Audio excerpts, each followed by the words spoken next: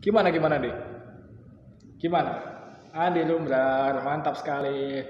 Dik, eh, kenapa kok aku nginterview dirimu?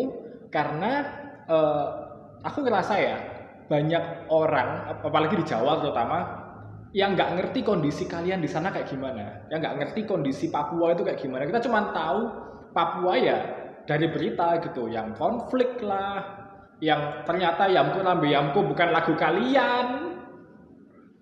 Aku curiga Yamku Lambe Yamku itu lagu Malaysia.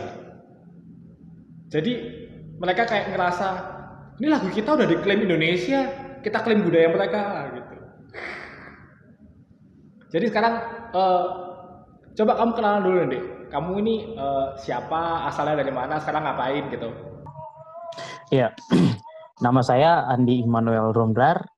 Saya berasal dari salah satu pulau kecil di Papua, namanya Pulau Biak. Saya alumni Universitas Pelita Harapan, kayak Adit, namun nggak tahu Adit lulus atau enggak. Saya tidak lulus. Setelah saya kuliah 4 tahun, saya ditugaskan di Tolikara, pedalaman Tolikara. 2 tahun, setelah 2 tahun di pedalaman Tolikara itu, saya dipindahkan ke hutan yang lebih hutan belantara lagi. Tidak ada kehidupan di sana. Listrik tidak ada, air hanya tunggu air hujan. Sumpah. Saya itu air tunggu air hujan. Nggak ada sumur. Adit, kami di atas ketinggian 3.200. Nggak ada. Tidak ada sumur. Sungai-sungai nggak ada, bro. Ada, tapi jalan 2 jam ke bawah. Kalau hujan nggak turun, ya kami turun jalan 2 jam. Lucu banget. Aduh, mau mandi aja harus 2 jam dulu, bangsat. Lucu banget. 2 jam itu adalah jarak antara Malang ke Surabaya, bro. Kita udah bisa shopping tuh. Saya ya jujur aja, mandi kadang sebulan sekali atau seminggu sekali lah ya. Kalau ada air hujan, kalau enggak ya nggak mandi. Seberapa apa ya? Kalau dibilang tertinggal tuh kayak kasar gitu kayaknya. Apa ya? Seberapa eh iya ya, seberapa tertinggal, seberapa ditinggalkan sih daerahmu ini? Daerah yang kamu ngajar sekarang. Iya, pastinya wilayah Papua itu cukup luas dan besar sekali begitu. Kalau perkotaan itu sudah sangat maju sekali. Kami juga punya gedung-gedung pencakar langit pun ada, bangunan-bangunan mewah semua ada, tapi itu hanya di kota. Namun Papua ini pada umumnya hutan belantara begitu. Kalau perbandingan antara kota dengan pedalaman, saya rasa masih banyak daerah di Papua ini yang sangat tertinggal begitu dari segala aspek. Infrastruktur, pembangunan, wilayah pegunungan tengah Papua itu rata-rata masih hutan semua begitu. Masih hutan semua dan sulit dijangkau. Akses utamanya hanya menggunakan pesawat begitu. Jadi kalau ditanya tempat saya seberapa tertinggalnya, yaitu kami transportasi hanya udara dan kami hanya bisa tunggu 3 atau 6 bulan sekali pesawat. Itu sekali kami lihat pesawat. Selanjutnya tidak ada jalan darat, belum ada listrik juga. Air kami tunggu air hujan dan ya toko, kios. Jadi kami kalau belanja itu beli untuk 6 bulan sekali begitu. Jadi harus pintar untuk memanage barang-barang yang akan kamu butuhkan. Jadi macam makanan itu harus di stok untuk 3 sampai 6 bulan ke depan. Jadi saat pesawat tidak datang, kami bisa punya persediaan makanan karena tidak ada toko. Sekarang kan kamu lagi di kota kan? Sekarang lagi di mana ini? Saya lagi ambil libur 3 minggu kan, 3 minggu lebih lah. Karena ya jujur saja pasti ada tekanan psikologi juga. Terlalu lama di hutan, itu fakta bro. Ya pasti ada tekanan psikologi atau apa karena ya di hutan begitu toh. Jadi Sekarang di kota mana saya nih? perlu Jayapura di pusat Jayapura. kota, ibu kota provinsi Papua. Berarti ya sekarang hitungannya kamu lagi shopping buat nanti 6 bulan ke depan ya? Iya, lagi hambur-hambur uang. Tidak lah, maksudnya saya lagi mencoba untuk makan yang enak. Di sana kamu berapa ini ke siswamu ada berapa jumlah siswa di sana? siswa saya ada 26 dan Pak Adit harus tahu bahwa mereka sebagian siswa saya itu ada yang jalan 3 hari dari kampungnya karena dengar ada sekolah gitu. Jadi saat ini ada 26 siswa. Di antara 26 itu ada beberapa yang jalan cukup jauh sekali, 2-3 hari begitu. Nah, kemarin kami terima siswa baru ada 20 sekitar 26 juga yang masuk. Jadi udah lebih dari 50 kita punya siswa nanti. Wah, gila. Ada yang 3 hari jalan bro, nginep sekolah berarti dia? Jadi dia harus pindah, tinggal di dekat sekolah. Karena sistem sekolah SLH di Pedalaman adalah bukan hanya guru yang mengajar saya, tetapi kami mengajak orang tua dan gereja sebagai mitra sekolah. Jadi kami dalam mendukung anak-anak, orang tua ikut ambil bagian, gereja ambil bagian melalui misionaris, dan kita sama-sama mendukung anak-anak. Jadi setiap pagi orang tua wajib mengantar anaknya. Jadi kalau jalan 2 jam, mereka jalan bersama anak-anak begitu. Jadi yang tinggal 3 hari yang jauh mereka pindah begitu. Nanti saat sekolah libur baru mereka kembali ke kampung mereka bersama orang. Wow, gila. Keren.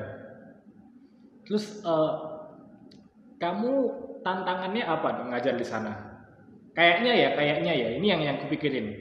Kayaknya sekolahmu itu nggak akan ada efeknya apa-apa masalah corona. Soalnya mau gimana mau kena corona, kena manusia lain aja jarang. Iya, betul Iya sekali. kan? Jadi, iya, betul. Jadi saat kami masuk ini betul-betul harus swab, tes semua baik-baik dulu tuh baru masuk, karena kalau kami sampai bawa corona dari sini ke sana, di sana nggak ada puskesmas, bisa-bisa banyak yang mati begitu karena corona ini. Ya, terus selanjutnya kami tantangan di sana itu tantangan kami di sana itu mungkin paling terlihat sekali itu bahasa, karena cuma dua orang yang bisa bahasa dan mereka sebagai penerjemah kami. Semua masyarakat yang lain tidak tahu bahasa Indonesia sama sekali. Jadi itu menjadi tantangan bagi kami sendiri. Tapi kalau aku nggak salah ya, setahu aku baca, di Papua itu kan ada banyak sekali bahasa, ya kan? Ada banyak sekali bahasa daerah kan? Nggak cuma satu kayak bahasa Jawa, cuma satu dipakai satu Jawa gitu. Nah, di sekolahmu itu apakah banyak bahasa juga atau ya cuma bahasa satu suku itu aja? Iya. Jadi sebagai informasi di Papua ini ada lebih dari 270 bahasa yang terdaftar resmi. 270. Yang terdaftar resmi. Berarti masih ada yang belum terdaftar. Betul sekali. Dan di tempat saya mengajar ini ada beberapa suku yang berdekatan, sehingga bukan hanya, saya kan dari suku Wano, bukan hanya suku Wano, bahasa suku Wano yang mereka ketahui, tetapi ada beberapa suku dan mereka kuasai bahasanya, seperti bahasa Ani, bahasa suku Damal, itu mereka bisa kuasai. Jadi satu anak itu punya kemampuan bahasa bisa sampai 5, dia kuasai 5 bahasa. Gila. Saya belajar bahasa Inggris aja belum selesai. Dia udah bisa bikin 5, bro. Ngeri. Iya, jadi begini bro, di Papua ini ada beberapa daerah yang penuh dengan konflik kan, ada beberapa konflik karena berbagai macam hal, ada kelompok-kelompok tertentu juga, dan juga masalah-masalah internal antar suku begitu. Nah pasti di daerah-daerah pedalaman itu pada umumnya pasti ada konflik, tetapi itu bukan setiap saat begitu. Seperti yang mungkin media Indonesia ini publis memberitahukan tentang warna Papua itu hanya saat ada peperangan atau ada kejadian-kejadian aneh di Papua. Misalnya upacara daerah yang mereka pakai koteka, rumah-rumah Hona yang diliput, sehingga mindset orang di luar Papua, termasuk Adit yang di Jawa, memikirkan orang Papua itu masih pakai koteka semua, di sini hanya perang, rumah kami semua Honai, begitu. Pada umumnya tidak seperti itu, tapi ya itu wajah Papua ditampilkan oleh media seperti itu, begitu. Jadi ya kita mau bicara seperti apa lagi, pandangan orang di luar sana seperti itu. Saya pernah ditanya sama teman waktu saya ke UPH, Kalian di Papua masih telanjang ya? Oh iya, betul sekali. Kami masih telanjang dan saya sampai di Makassar baru dikasihkan baju begitu. Jadi ya sudah deh. Tapi berarti konflik di sana tuh nggak tiap hari dong ya? Jadi tiap hari kalian juga ya kerja normal gitu. Nggak tiap hari demo gitu. Merdekakan Papua gitu. Nggak tiap hari kan berarti ya? Nggak ada. Santai-santai orang Mungkin di sana. santai, malah kami di sana hidup berdampingan, saling mengasihi satu dengan yang lain, berbagi makanan setiap hari, hidup dengan penuh sukacita. Nggak ada itu perang-perang. Saya di sana 3 tahun ini nggak pernah ada konflik. Oh ya? Tapi itu Wow. pada umumnya Hmm. itu kalau misalnya satu kali saja misalnya ada pembunuhan, wah media semua soroti tentang pembunuhan di Papua. Seperti di Jawa atau di daerah-daerah lain tidak ada konflik. Pasti ada, tapi Iya, iya. itu kan paling menarik begitu beritanya kalau Papua konflik perang, apalagi ada pembunuhan oleh kelompok tertentu. Itu kan berita yang enak didengar toh. Sehingga paradigma orang, pemikiran mindset orang tentang Papua adalah tempat yang jahat, kasar, di sana tidak ada kasih, pembunuhan orang yang kulit hitam yang sangat jahat. Itulah pemikiran mereka. Datang ke sini lihat ratusan ribu orang dari luar datang ke tanah Papua mencari makan dan mereka hidup berdampingan baik sekali di Papua sini. Bahkan mereka punya rumah jauh lebih besar daripada orang asli Papua. Mereka punya rumah yang dikontrak oleh orang asli Papua dan sewa. Fakta. Mereka jauh lebih kaya daripada orang asli Papua sendiri. Pegang kepercayaan itu secara penuh. Desamu tadi namanya apa? Saya di Mokondoma. Gimana? Mokondoma. Mokondoma. Iya. Mokondoma. Iya. Oke. Gini, eh, kan kamu tadi bilang anak-anak ada 26, ada 50-an sekarang. Berarti kan tahun lalu kan 26 kan. Eh, Selama kamu mengajar 26 murid tadi, ada pengalaman menarik nggak? Ada pengalaman yang paling berkesan gitu nggak sih? Atau yang lucu gitu yang ini nggak mungkin ada nih di sekolah lain nih kayak gini. Iya. Pada Apa? dasarnya mereka itu anak-anak yang sangat kreatif. Mereka anak-anak yang kok sulit memikirkan apa yang mereka pikirkan. Contohnya salah satu anak adik. Mereka kan di sana pada umumnya masih ingusan kan. Nah anak itu dia sangat unik. Dia tidak akan pernah mau pakai dia punya tangan untuk lap ingus begini. Dia akan berusaha cari kayu, potongan kayu dan dia akan selalu ini. Oh gitu. Kok gitu? Iya, itu kan unik.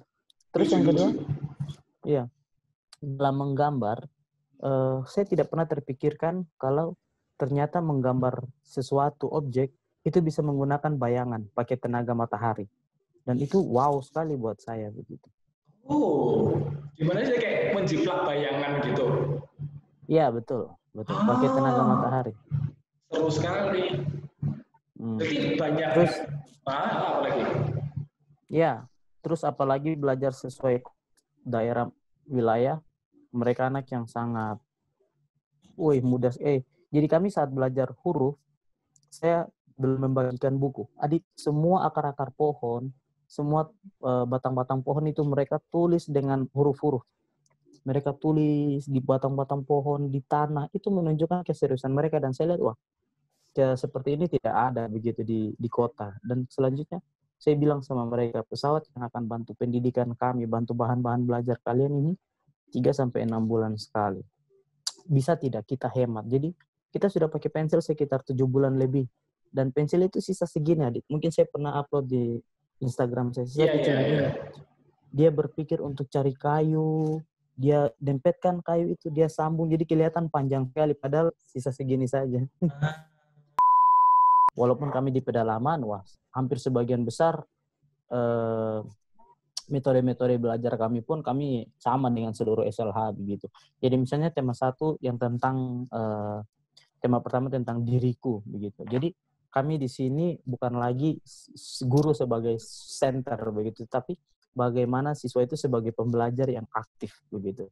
Jadi kami tinggal kasih, saya dari awal saya tinggal kasih tahu, kita akan bikin kita punya diri sendiri dari rambut sampai ujung kaki begitu. Dan saya bilang sama mereka, oke, sekarang terserah anak-anak pikir mau buat kita punya diri ini pakai apa. Jadi saya sangat takjub sekali ketika dan saya biarkan mereka begitu berekspresi, bereksplorasi. Habis itu mereka akan menjelaskan, istilahnya mereka akan presentasi di depan. Saya jujur saja, saya baru pertama kali presentasi ketika saya masuk UPH. Kok pikir bagaimana saya bisa grogi di depan, saya kencing celana bisa juga. Saya tidak pernah diajar untuk bicara di depan orang. Saya kuliah baru saya disuruh untuk baju presentasi di depan, saya kencing celana kawan, begitu. Jadi dan anak-anak itu bisa presentasi.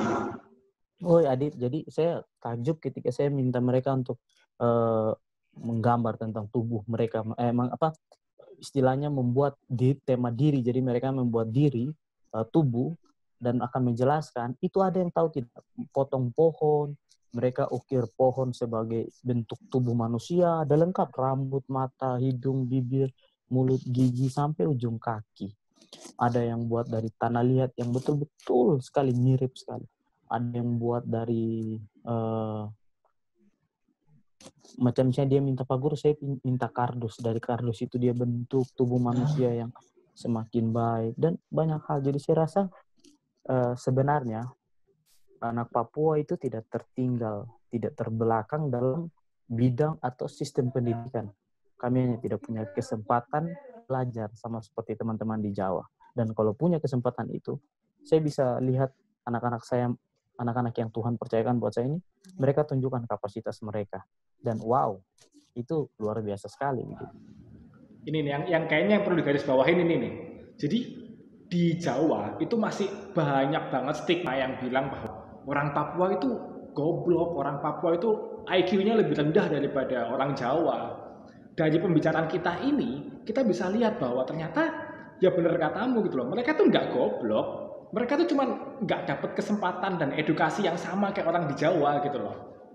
Aku tuh kaget loh. Aku tuh kaget kamu cerita kayak mereka bisa bikin aneh-aneh, bisa bikin dari tanah liat. Aku dulu aja gambar aja nggak bisa kok. Sampai hari ini saya nggak bisa gambar bro. Saya lebih bodoh daripada anak Papua. Gila, aku tuh malu loh dengan ceritamu ini. Aku malu sama diriku sendiri. Yang anak-anak di sana tuh bisa lebih hebat loh daripada aku. Terus apa ya? Padahal pikir aja gini bro. Mereka nggak ada TV, nggak pernah nonton sama sekali tentang perkembangan dunia luar. Tetapi dari mana begitu pikiran mereka? Saya nggak ajar mereka, saya minta mereka bereksplor begitu. Ya mungkin karena nggak ada TV kali ya. Jadi mereka nggak punya sesuatu untuk dicontoh, sehingga mereka terpaksa untuk menciptakan sesuatu yang baru gitu loh. Itu dia skema orang Indonesia adalah mengikuti model yang sudah ada begitu, sehingga kita sulit untuk out of the box begitu, keluar dari kotak itu, karena pikiran kita hanya ada di dalam lingkaran dan atau kotak itu saja. Jadi kita terkadang susah untuk bereksplorasi, kita susah untuk mengembangkan diri, seperti itu sih. Kita sudah seperti oke, kok tidak boleh melampaui ini contoh yang paling baik, begitu ya sudah. Jadi kita akan semua terfokus pada mencoba membuat sama seperti itu atau lebih baik, ya itu sudah sampai di situ saja. Kita tidak bisa mengembangkan kapasitas diri kita, mengembangkan kemampuan kita, begitu. Sehingga ya ini yang juga yang mungkin perlu untuk dipikirkan untuk konteks pendidikan di Indonesia begitu. Kayak kita jadi nggak punya keberanian untuk jadi beda, nggak punya keberanian buat bereksperimen sesuatu yang baru tuh. Dan ini nggak tahu ya, ini kayaknya kesalahan pendidikan kita juga, bahwa ketika ada sesuatu yang beda, ini susah banget diterima sama masyarakat. Kayak ngapain sih kamu kayak gitu, gini aja lo bisa, tau gak sih? Kayak dipermalukan. Beda itu justru dipermalukan sama teman-temannya. Nah di tempatmu ini aku ngerasa justru kayaknya kalau misalnya Indonesia mau maju, kalian harus lihat deh kelas-kelas yang ada di pedalaman kayak punyanya Andi ini. Kayaknya Andi dan teman-temannya sedang melakukan sesuatu yang beda aja daripada yang kita punya sebelumnya. Ya bro, saya rasa seperti ini. Kalau kita buat sama atau kita punya acuan hanya pendidikan di kota, terus apa yang beda dari pedalaman begitu? Harusnya kita melahirkan atau dengan inovasi kita membuat sesuatu yang wow begitu dalam pendidikan begitu. Ya tidak usah yang hebat-hebat saja, dari hal-hal sederhana seperti yang tadi saya katakan. Ya saya rasa itu satu hal yang kita keluar dari konteks pendidikan nih di kota-kota begitu. Istilahnya kita bisa membuat memikirkan satu hal. Dan saya jujur saja, saya seperti yang tadi saya bilang, saya baru pertama kali presentasi bicara di depan ketika saya di TC begitu. Dan sekarang saya lihat saya punya anak-anak mampu untuk cerita pengalaman berburu jadi setiap hari Senin masuk itu mereka punya waktu 30 menit untuk menceritakan weekend itu buat apa saja begitu. Dan mereka punya kemampuan untuk enjoy. Halo, saya walaupun baru pelan-pelan bicara bahasa Indonesia, saya bilang kalau tidak bisa bahasa Indonesia, pakai kalian punya bahasa saja. Indonesia bukan acuan utama untuk kita belajar. Kalian punya bahasa, kalau kalian bisa kembangkan itu, ya itu kita pakai belajar itu aja. Pak Guru yang akan belajar bahasa kalian. Saya yang datang kok. Karena begini, bro, bahasa di Papua ini sudah mulai punah gara-gara kecintaan kami sama bangsa Indonesia. Kami mencoba untuk satu bahasa, sampai bahasa suku-suku kami di Papua itu habis. Kawan, saya sendiri saja tidak tahu bahasa Biak, bahasa suku saya. Karena sejak awal orang tua saya menghargai bahasa Indonesia. Sehingga saya tidak pernah belajar bahasa suku saya di rumah. Saya lupa dengan bahasa saya. Saya lupa dengan identitas suku bahasa saya.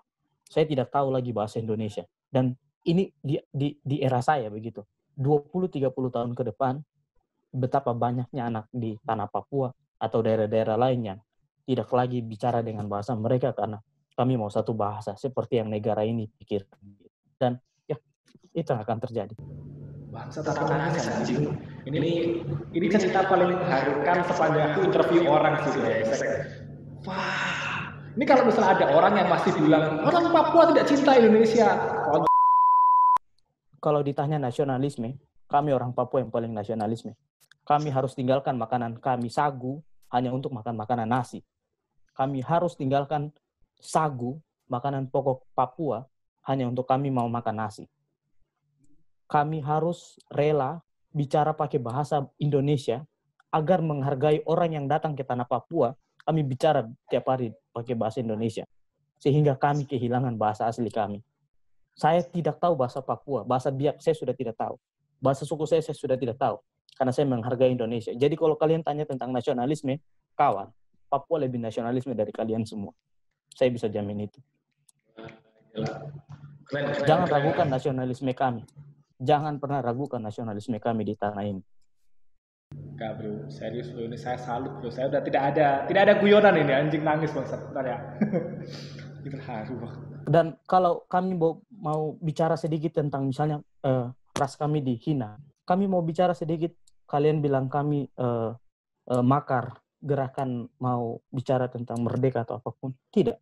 Bagaimana masalah di Papua itu mau selesai kalau kalian tidak pernah mau dengar suara hati kami begitu. Kami pantas dan layak untuk bicara tentang pergumulan kami, tentang isi hati kami.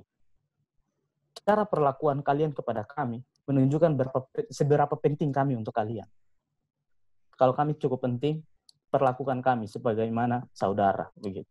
Karena kami, kalau kalian bilang kami bagian dari Indonesia, buktikan itu, tunjukkan kalau kami bagian dari Indonesia.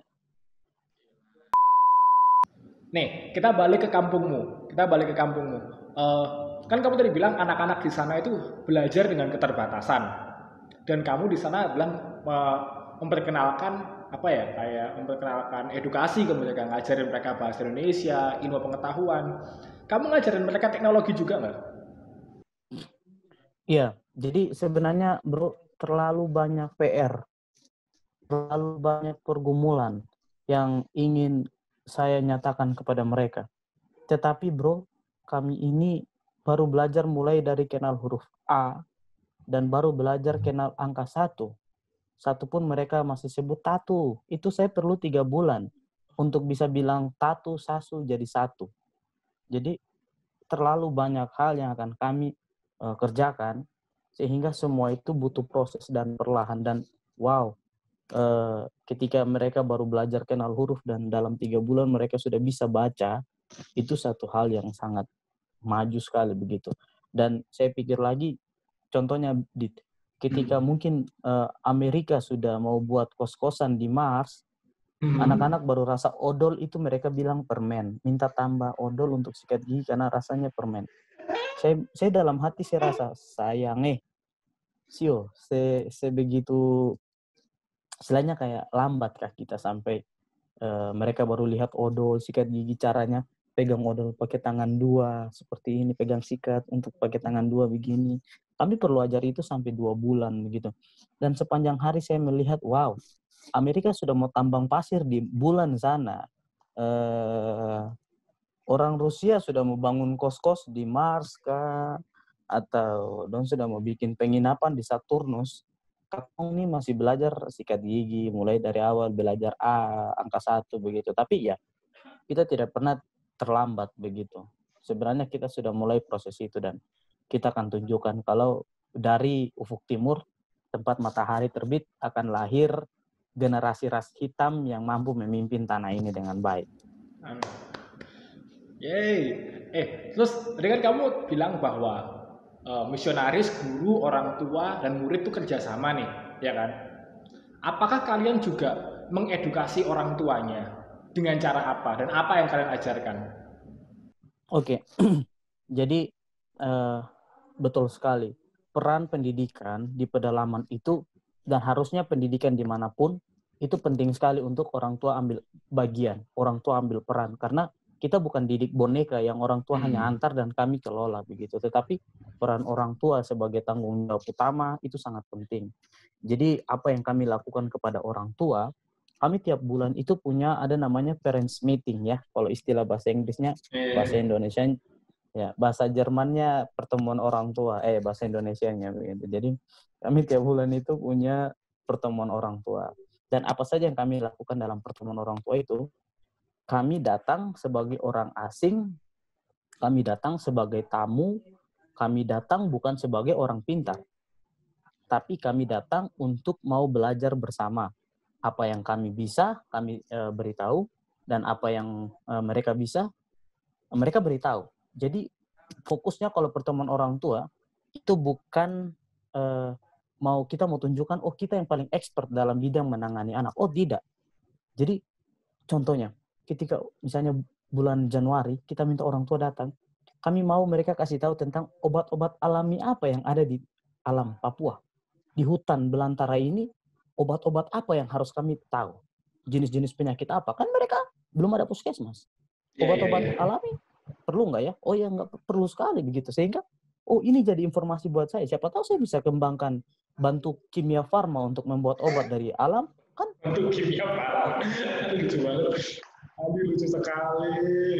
Gitu, jadi kita undang orang tua, datang, atau sekedar, cerita dong bagaimana cara buka kebun, bagaimana buka kebun. Kebun mereka itu bukan kebun rumah yang kayak kuburan-kuburan kecil, tidak Adit.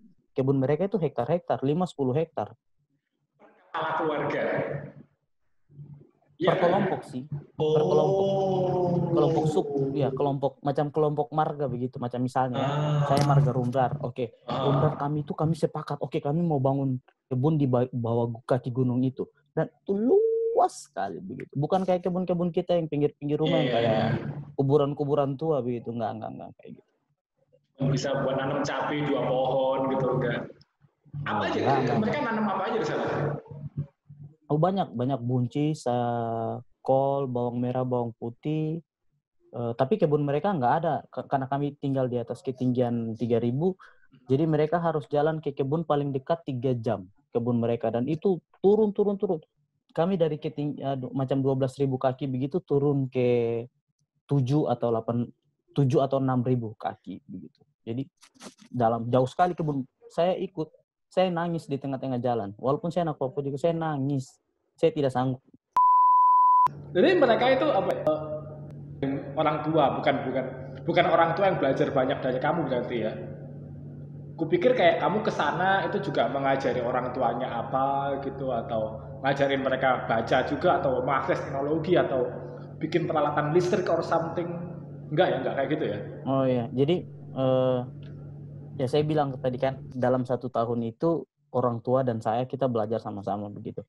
Jadi sudah ada jadwal apa yang kita masang bagi, 6 bulan ini orang tua terus yang mengajar, 6 bulan sisa ini Pak Guru, saya bilang, "Pak Guru lagi mau berbagi ilmu, apa yang Pak Guru tahu, Pak Guru juga mau kasih tahu kepada kalian semua," begitu. Jadi Pak Guru mau cerita tentang apa yang Pak Guru tahu begitu. Ya sudah, saya bahas juga, contoh saya bahas tentang, bagaimana sih,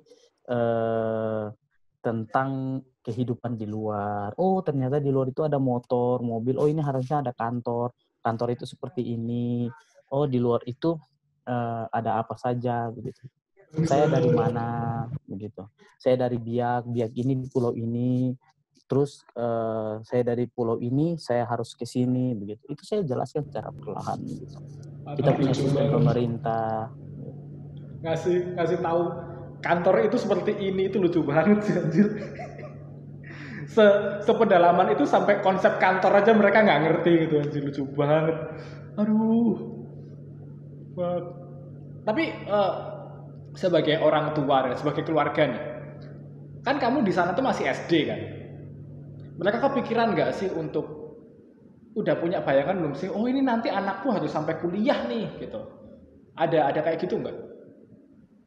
Pastinya enggak lah. Kan mereka belum terlalu tahu tentang konsep pendidikan. Masih nggak tahu kalau kita butuh ijazah. Aduh lucu banget. Jadi mereka itu beneran sekolah ya demi ilmunya aja berarti ya? Kami yang beritahu kan, sebelum kami datang itu kan 2-3 bulan pertama itu tujuan kami hanya untuk memperkenalkan tentang apa itu sekolah, tujuan sekolah ke depan itu apa, visi misi sekolah itu apa, sehingga dari situ baru mereka mengerti, oh ternyata sekolah itu penting gitu. Kalau kami datang dan langsung mulai sekolah, mereka tanya ini buat apa begitu. Nggak penting sekali, mending ke kebun gitu. Kamu belajar di sini nggak dapat hasil, kalau ke kebun bisa tanam sayur, bisa bawa ubi, bisa makan. Apa pentingnya sekolah gitu. Jadi susah, masalahnya bukan kompleks masalah sepele, masalah pergumulan yang besar sekali yang betul saya harus terus gumulkan. Aku kira di sana sekolah itu udah kayak mitos setempat gitu, kayak di kota ada yang namanya sekolah loh. Apa itu sekolah gitu? Waktu kamu datang kayak ini sekolah gitu. Ternyata ya kamu harus jelasin dari awal ya sekolah itu apa, konsep pendidikan itu seperti apa. Tapi mereka udah tahu belum sih kalau di kota ada yang namanya kampus gitu? Enggak sih, karena saya cerita tentang kampus UPH, gedung-gedungnya mereka nggak ngerti sama sekali. Apa begitu? Jangan. Mending ditahan deh sampai terakhir. Ketika mau lulus kan, mereka udah mau kelas 6 mau lulus, baru kasih tahu. Nanti ada yang namanya kampus. Di kampus kamu harus bikin skripsi gitu. Buat mereka, tahu kita kan kebun aja. Ini kan mau ku closing nih. Terus nanti kan juga mau ku bagiin ke orang-orang biar banyak orang juga yang melek gara-gara diskusi kita gitu. Kamu ada ini nggak? Ada kayak pesan-pesan gitu atau last statement gitu supaya orang-orang juga makin paham gitu kondisi kalian di sana kayak gimana? Ya, baik. Terima kasih. Saya mau kasih tahu satu hal bahwa Papua ini terlalu luas. Papua ini daerah yang begitu besar sekali. Dan ya, jujur saja sebagian besar wilayah kami masih hutan belantara begitu. Ada 3 hal yang saya mau kasih tahu. Yang pertama yang saya mau kasih tahu adalah